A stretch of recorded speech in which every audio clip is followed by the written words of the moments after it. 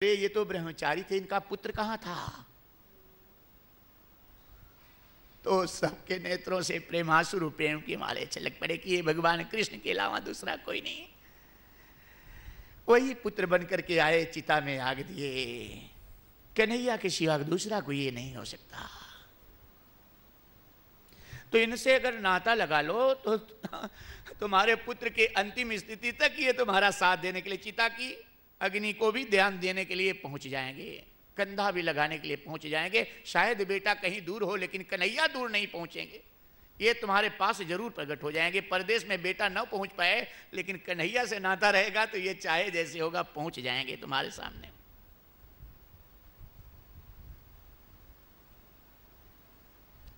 क्योंकि द्रौपदी के 5 पतियों ने संकट के समय सहायता नहीं पाई। द्रौपदी, भीष्म पितामह, वीर शिरोमणि, इनसे भी सहायता नहीं मानी। लेकिन जब भगवान की शरण में गई द्रौपदी, तब जरा सा देरी किए भगवान। दुशासन चीर खींच रहा था, रुक्मिणी जी व्याकुल हो गई, भगवान कृष्ण से कहने लगी कि आप कैसे भाई हैं, कैसे भगवान हैं? आपकी बहन की लाज लूटी जा रही है और आपको कोई चिंता नहीं है। जाइए प्रभु। भगवान कृष्ण कहे, मेरी बहन को अभी अपने पतियों के ऊपर भरोसा है। जब पतियों से निराश हो गई, तब रुक्मिणी जी भगवान कृष्ण से कही, प्रभु अब तो जाओ। भगवान कृष्ण कहे, अभी भीष्म पितामह के ऊपर भरोसा है। जब भीष्म पितामह से भरोसा टूट गया तो रुक्मिणी जी कहे, प्रभु तब जाकर क्या करेंगे जब लाज लूट जाएगी? बाद में आप जाइए प्रभु, अब तो भीष्म पितामह का भी सहारा छूट गया। भगवान कृष्ण कहे, रुक्मिणी जी अभी तुम नहीं समझ रही हो, अभी अपने बल का सहारा है। दांतों से साड़ी देखो पकड़ी है, अभी अपना सहारा है। और दांतों से जब साड़ी छूट गई, द्रौपदी ने हाथ उठा दिया कि कन्हैया, तब तक रुक्मिणी जी देख रही कि भगवान कृष्ण साड़ी के रूप में द्रौपदी के शरीर पर तन को ढके हुए हैं। बेग माधुरी,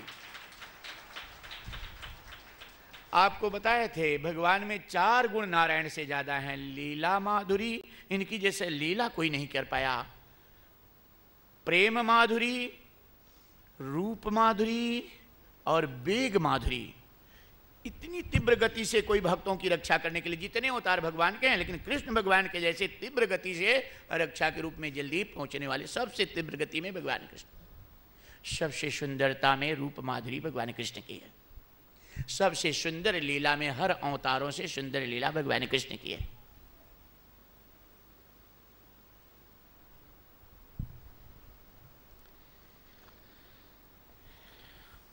तो भगवान कृष्ण कहते हैं मनसुख नामक ग्वाले से कि भैया तू माखन क्यों नहीं खाता? ग्वालों ने कहा, कन्हैया हम लोग पास थोड़ी थोड़ी गैया हैं तुम्हारे पास तो बहुत सी गैया हैं, वो माखन थोड़ा होता है, वो भी कंस के पहलवानों को चला जाता है कन्हैया। तो हम लोग कमजोर नहीं रहेंगे, हम तो गरीब ग्वाल हैं ना कन्हैया। भगवान कृष्ण कहे, चिंता मत करो, कल से हम माखन तुमको खिलाएंगे। ग्वालों ने कहा, रोज रोज माखन खिलाओगे तो यशोदा मैया डांटेगी। कन्हैया कहे, नहीं नहीं हम अपने घर का माखन नहीं खिलाएंगे। ग्वालों ने कहा, फिर कहाँ से खिलाओगे? कन्हैया ने कहा, चोरी करूंगा।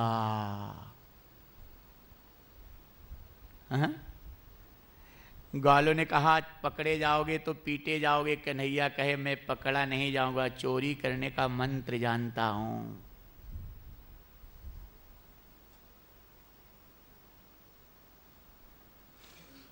चोरी करने का मंत्र। कन्हैया को कोई चोरी करते पकड़ा है? हाँ? पकड़ी हो कोई भक्त पकड़े हो कन्हैया को कभी चोरी करते? कन्हैया कुछ तुम लोगों का चुराया कि नहीं अभी तक? अनुभव हो रहा है कुछ? ये 8 दिन की कथा में कुछ चुराया तुम्हारा कि नहीं? इस 8 दिन की कथा में कन्हैया ने तुम्हारे मन को चुराया है, थोड़ा थोड़ा। पता तब चलेगा जब ये कथा का विराम होगा, पूर्णाहुति होगी, दूसरे दिन पता चलेगा कि कैसा चोर है वो।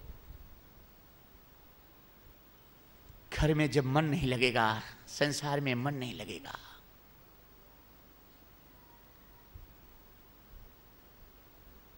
किस रास्ते से गया था घर में ये चोरी करने के लिए, पता चला? किस समय चुराया पता चला?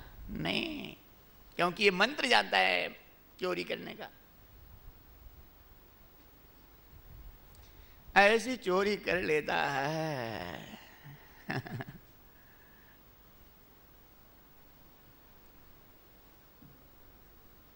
कि लोग इससे प्रेम करने लगते हैं। चोर से कोई प्रेम करता है, लेकिन कन्हैया ऐसा चोर है कि इससे लोग प्रेम करते हैं, इसकी पूजा करते हैं और इसके लिए व्याकुल होकर के इसे ढूंढते हैं कि कान्हा कहाँ हो, एक झलक दे दो, एक दर्शन दे दो। हे चित चोर, कौन सा चोर? हे चित चोर, मेरे चित्त को चुराने वाले हे श्याम, दर्शन दे दो। ये चित्त की चोरी करता है, मन की चोरी करता है। धन की चोरी कन्हैया नहीं करता, वस्त्र की चोरी आभूषण की नहीं करता, अन्न की चोरी सामान की चोरी नहीं करता। चित्त चोर है, मन चोर है। और मन अति सूक्ष्म है, दिखाई नहीं पड़ता, लेकिन इस अति सूक्ष्म मन को ये कन्हैया गुप्त रूप से ऐसा चुरा लेता है, ऐसा चोर है। और मन को जब चुरा लेता है तब, जब मन आपका चोरी हो गया तो फिर क्या चोरी हो गया पता है? जब मन चोरी हो गया तब संसार के जितने बंधन हैं सब नष्ट हो गए, माया जितनी है सब नष्ट हो गई। क्योंकि मन ही तो माया का निर्माण करता है, और मन के द्वारा यह संसार का निर्माण करने वाली माया, जब माया का आधार मन को चोरी श्याम कर लेते हैं तो माया समाप्त हो जाती, संसार के सारे बंधन टूट जाते हैं और जीव साधक अपने परम गति निज स्वरूप का बोध कर लेता है, निर्भय परमानंद की प्राप्ति कर लेता है। ऐसे चोर है श्याम।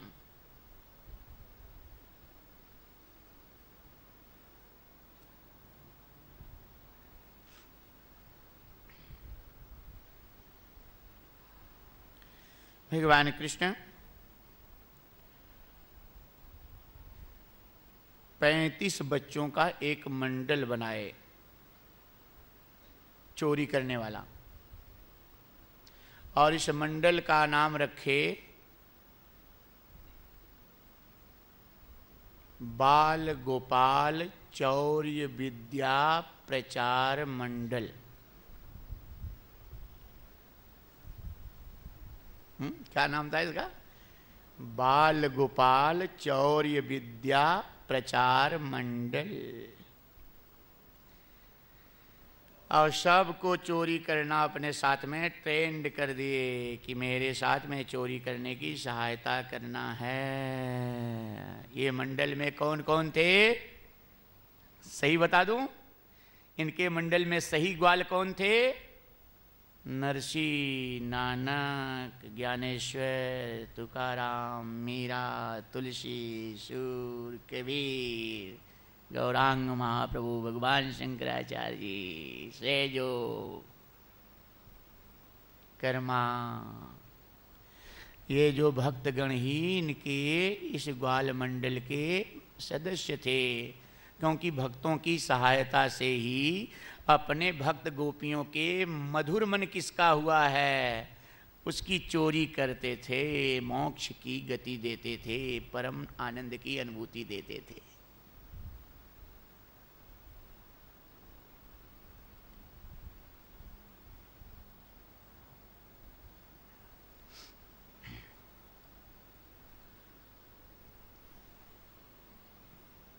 एक एक घर में चोरी होने लगी, एक एक दिन शिकायत आने लगी। यशोदा मैया तेरा कन्हैया बहुत बिगड़ता जा रहा है। यशोदा ने कहा क्या हुआ? मेरी माखन भी खा गया, मटकी भी फोड़ गया, मेरे घर में आकर के सब मेरा माखन बिगाड़ गया। रोज रोज शिकायत होने लगी। एक दिन तो एक गोपी दूर से ही गुस्से में चिल्लाती हुई आई, यशोदा रानी कहाँ है? यशोदा मैया तेरा कन्हैया तो पक्का चोर हो गया। यशोदा ने कहा धीरे से बोल, सब सुन जाएंगे कि मेरा कन्हैया चोर है तो इसका ब्याह रुक जाएगा, बदनाम हो जाएगा, इसको दुल्हन कौन देगा?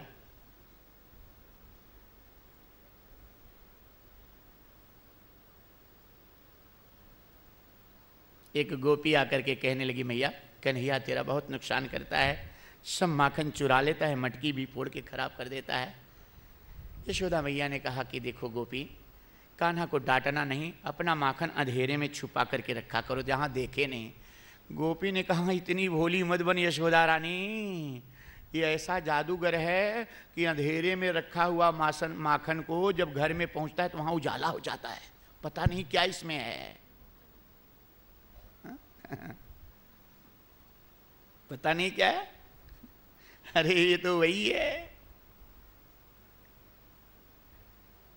कि रसोहमप्सि कौन्तेय प्रभास्मि शशि सूर्ययो प्रणव सर्व वेदेषु शब्द खं परुषन्यषु।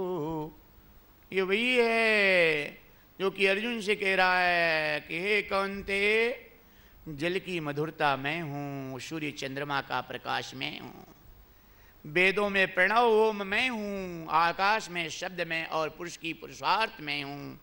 हे कौन्तेय पुण्यो गंध पृथिव्यां च तेजसास्मि विभावशो जीवनं सर्वभूतेषु तपस्यास्मि तपस्विषु। ये वही है पुण्यो गंध, रूप रस स्पर्श गंध, ये कह रहे हैं कि मैं ही हूँ। तेजस चास्मि विभावशो, अग्नि का तेज भी मैं ही हूँ।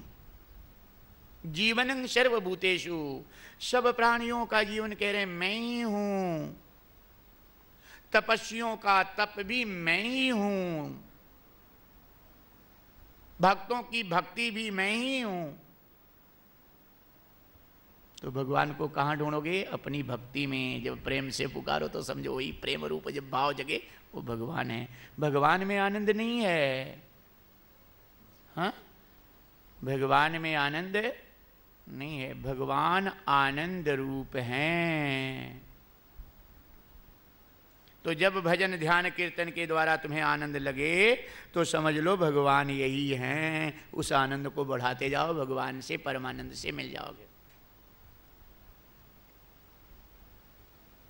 क्योंकि कथा की शुरुआत में ही श्लोक आता है कि सच्चिदानंद रूपाय, भगवान क्या है? सच्चिदानंद रूपाय विश्वोत्पत्त्यादि हेतवे तापत्रय विनाशाय श्री कृष्णाय वयं नमः। भगवान सच्चिदानंद रूप हैं, आनंद रूप परमानंद रूप हैं भगवान। सच्चिदानंद तीन शब्दों से बना है, परिपूर्ण सत्य, परिपूर्ण ज्ञान और परिपूर्ण आनंद को मिलाकर सच्चिदानंद बना है। तो भगवान परिपूर्ण सतरूप हैं, भगवान परिपूर्ण ज्ञान रूप हैं। हमारा आपका ज्ञान अधूरा है और भगवान पूर्ण रूप ज्ञान हैं, पूर्ण ज्ञान रूप हैं। क्योंकि 16,108 रानियों के साथ में भगवान जिस मस्ती मुस्कान से थे, द्वारिका के सिंहासन पर जो मुस्कान थी भगवान के मुखमंडल पर, 56 करोड़ यदुवंशियों के बीच में जो मुस्कान थी भगवान कृष्ण के मुखमंडल पर, वही मुस्कान इन सब के वियोग के समय स्वधाम गमन करने के समय भी थी। इसका मतलब ये होता है कि भगवान 16,108 रानियों के साथ में थे, लेकिन इनसे कुछ नहीं प्राप्त करते थे सिवाया, इनसे कुछ आसक्ति मोह नहीं था। भगवान इनसे कुछ आनंद और सुख नहीं लेते थे, क्योंकि भगवान स्वयं आनंद रूप हैं, पूर्ण आनंद रूप हैं। और इनके वियोग के समय दुख भगवान को क्यों नहीं हुआ? इसलिए कि भगवान परिपूर्ण ज्ञान रूप हैं। भगवान जानते हैं कि सत्य का अंत नहीं होता है। ये संसार की सृष्टि, उत्पत्ति, स्थिति और संहार एक लीला मात्र है, बच्चों के खेल की तरह कि खेलते हुए बच्चे धूल मट्टी में मकान बना लिए और अपनी लकड़ी भी ला लिए, छोटे छोटे बर्तन भी ला लिए, चूल्हे भी बना लिए, रोटी भी खा लिए, परस के खिला लिए, चलते समय 2 घंटे में मिटा के चले गए। भगवान जानते हैं किसी तरह बच्चों के खेल की तरह, क्योंकि परिपूर्ण ज्ञान है। हमारा आपका ज्ञान अधूरा है, इसलिए पत्नी के मरने पर हमें दुख होता है, रोते हैं। हम पत्नी के शरीर को पत्नी मानते हैं, उसके अंदर बसी हुई नित्य शाश्वत आत्मा को नहीं देख पाते, क्योंकि हमारा ज्ञान अधूरा है, इसलिए हम रोते हैं। और भगवान नित्य आत्मा रूप हैं सबके, ऐसे जानते हैं कि किसी का वियोग होता ही नहीं कभी, इनको आनंद सदा बना रहता है। परिपूर्ण ज्ञान रूप हैं भगवान और परिपूर्ण आनंद रूप हैं। हम पति के मरने पर रोते हैं, पुत्र के। पुत्र मरता ही नहीं कभी, पति मरता ही नहीं कभी, पत्नी कभी मरती ही नहीं।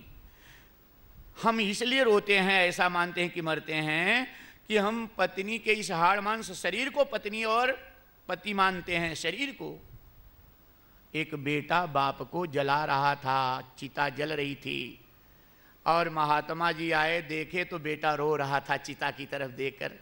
संत पूछे कि क्यों रो रहा है? बेटे ने कहा मेरे बापूजी पिताजी मर गए। संत पूछे कौन थे तेरे पिताजी? चिता की तरफ दिखाया, यही जल रहे हैं मेरे पिताजी। संत बड़े जोर से डांटे, कह रहे बेटे का कर्तव्य होता है पिता का साथ देना, रक्षा करना युवावस्था हो जाने पर, और तुम्हारे बाप को किसने जला दिया? तू रोका नहीं?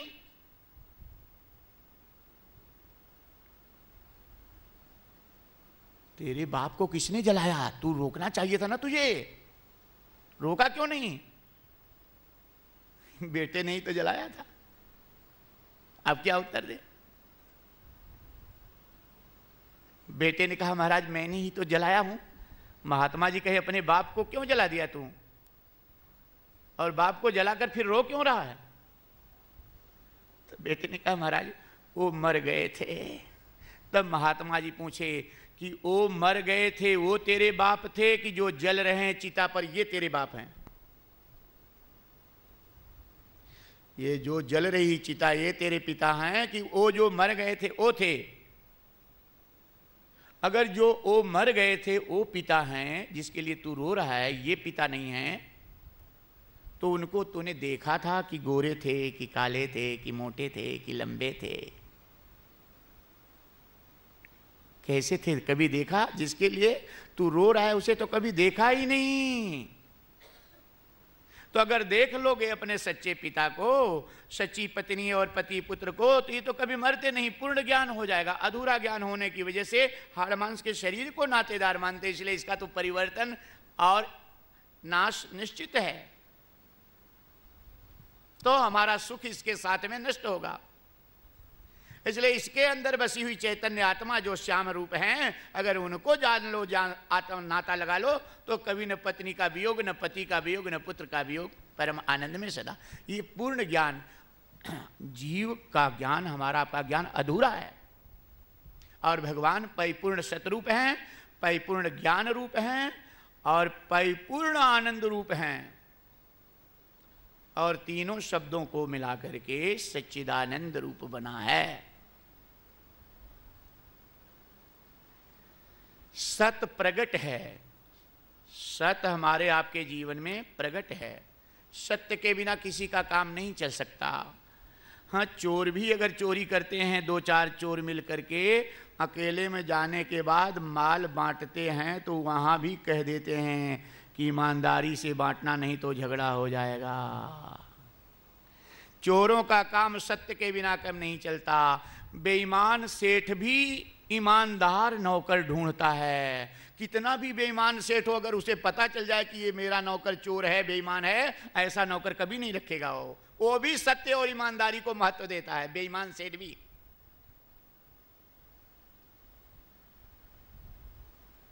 तो सत्य प्रगट है और हमारा ज्ञान अधूरा है और आनंद हमारे अंदर छुपा हुआ है, अप्रगट है। तो इस आनंद को प्रकट करने के लिए हम आपको अपने चित्त को सत्य में लगाना होगा। सत्य क्या है? प्रगट जो चैतन्य तत्व आत्मा है। तो अपने चित्त को सत्य में लगा दो तो अंदर अप्रगट आनंद जो है वो प्रकट हो जाएगा। अर्थात तू दासो हमसे सोहम, घटाकाश से महाकाश हो जाएगा, जीवात्मा से परमात्मा सोहम हो जाएगा, तू ही श्याम हो जाएगा और निज स्वरूप का बोध हो जाएगा। तेरे सारे भय नष्ट हो जाएंगे, निर्भयता प्राप्त कर लेगा।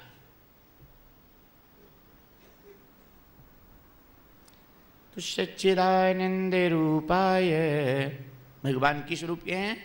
सच्चिदानंद रूप हैं। भगवान में आनंद नहीं, भगवान आनंद रूप है। वेशोत्पत्त्यादि हेतवे, भगवान क्या है? इस सृष्टि के उत्पत्ति, स्थित और संहार के आदि कारण हैं।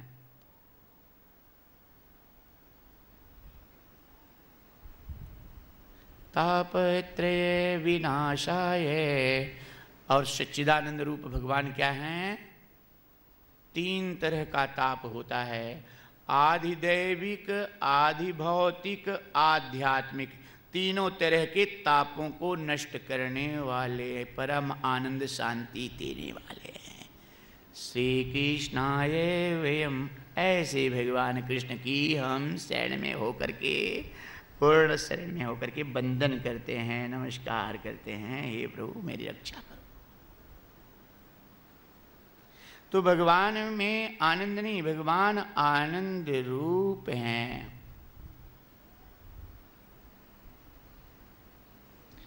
ऐसे भगवान की यह माधुर्य लीला, चोरी लीला जो चल रही है, ये जब तुम्हारे मन को चुराते हैं तो अपने आनंद रूप में मिला लेते हैं। जब तुम्हारा मन आनंद रूप में मिल जाता है तब तू भी आनंद रूप हो जाता है। तो अर्थात तुझे परम शांति मिलती है, निज स्वरूप का बोध हो जाता है। मन संसार का विजातीय तत्व है। सजाति और विजाति थोड़ा शब्द कठिन है, सरल से समझ लो।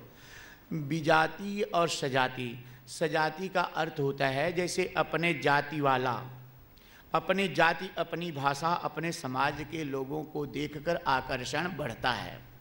बंगाल के लोग, कोई बंगाली बोलता है और वहाँ गुजराती समाज भी है, हिंदी समाज भी है, महाराष्ट्रीयन समाज भी है। लेकिन अगर ये चार समाजों में बंगाली बोलने वाला भाषा वाला और उसके जाति भाषा वाला अगर उस समाज में कोई आ गया तो उसी के पास जाकर बैठेगा वो। और गुजराती बोलने वाला अपने समाज के पास। सजातीय तत्व और विजातीय तत्व। तो संसार मन का विजातीय तत्व है, सजाति नहीं। इसीलिए इस संसार में मन मिलने के लिए कोशिश करता है जीवन भर, लेकिन कहीं मिल नहीं पाता। मन का सजातीय तत्व है आत्मा श्याम, जो आनंद रूप है। हाँ, और मन उसी आनंद को ढूंढता रहता है, अपने सजातीय तत्व को। और जब श्याम चोरी करते हैं तो ये बराबर उसमें मिल जाता है। पत्थर पानी में मिल नहीं सकता, लेकिन पत्थर की तरह मिश्री जो होती है अगर पानी में डाल दो तो ऐसे मिल जाती कि उस पानी से अलग नहीं कर सकते।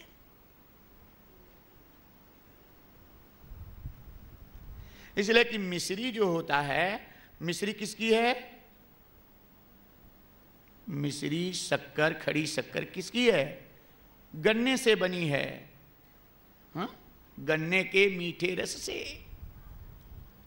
और गन्ना का मीठा रस किससे बना है? जल से।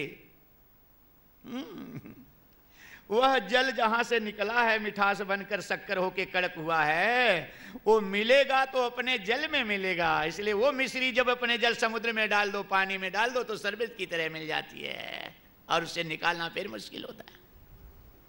तो हमारा मन सजाती तत्व श्याम का, इसलिए श्याम अपने से हमारे मन को चुरा लेते हैं और मिलाकर परमानंद की अनुभूति कर देते हैं।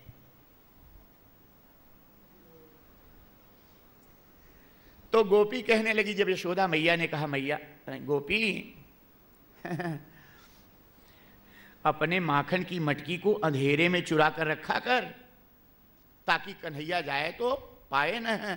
गोपी ने कहा तू भोली मत बन मैया, ये कन्हैया जब जाता है तो उजाला हो जाता है। ये कौन है? सब कर परमा, सब कर परम प्रकाशक जोई, और राम अनादि अवधपति सोई। वही राम अनादि अनंत कोटि ब्रह्मांड नायक कृष्ण अवतार आज लिए हैं। तो जिसके प्रकाश से सब प्रकाशित होते हैं उसके सामने अंधेरा कहाँ रहेगा? गोपियां कहती मैया तेरा कन्हैया जादूगर है। यशोदा मैया ने कहा अच्छा तेरा तो पीहर नजदीक है, तेरा तो मायका नजदीक है, गोकुल में बहुत तेरे रिश्ते पास पास में हैं, अपने माखन को वहां चुरा दिया कर, भेज दिया कर, घर में नहीं रहेगा तो क्या करेगा? गोपियों ने कहा तू भोली मत मन भैया, ये भी करके देख ली हूं। जब घर में माखन नहीं पाता तो सोए हुए बच्चों को चिकोटी काट कर रुला देता है। हा? क्या करता है कन्हैया?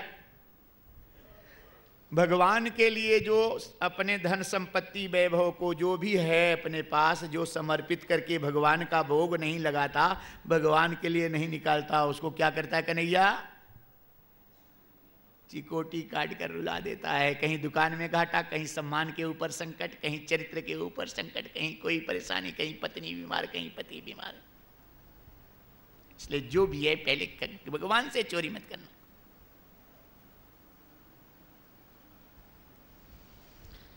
एक गोपी कहने लगी मैया तेरे कन्हैया से मैं ऊब गई हूं, सारा माखन खा जाता है। यशोदा मैया बड़े प्रेम से बुलाई कि मेरे पास आ। क्या कह रही तू? गोपी ने कहा कन्हैया माखन खा जाता है। यशोदा मैया बड़े प्रेम से गोपी से पूछी कि सच बोल रही है? गोपी ने कहा फिर क्या झूठ बोलने के लिए क्यों आऊं मैं? यशोदा मैया ने कहा देख कन्हैया को कभी डांटना नहीं। अब हमें भरोसा हुआ, बहुत अच्छा लगा तेरी बात सुन करके।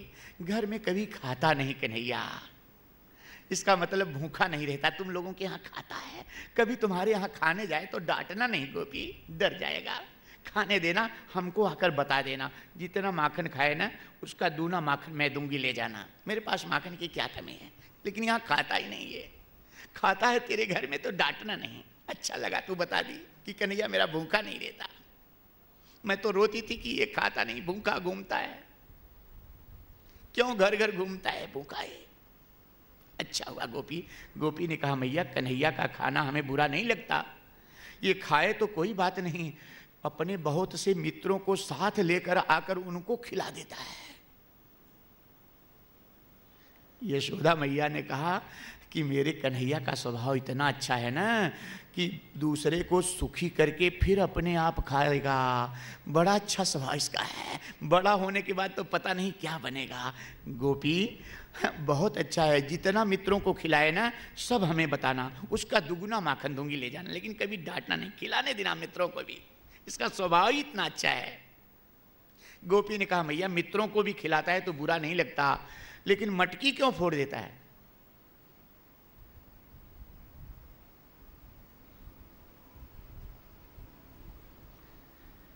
तब यशोदा मैया कन्हैया को डांटी कि कान्हा तू मटकी क्यों फोड़ता है रे?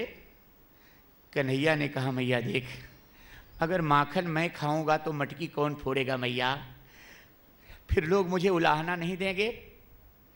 मैया ये माटी की मटकी एक न एक दिन तो फूटनी ही है ना मैया, है ना? भजन गाते हो ना, राम नाम जप ले नहीं तो पछताएगा। और क्या? माटी का खिलौना। कौन सा है खिलौना माटी का? ये माटी का खिलौना है शरीर।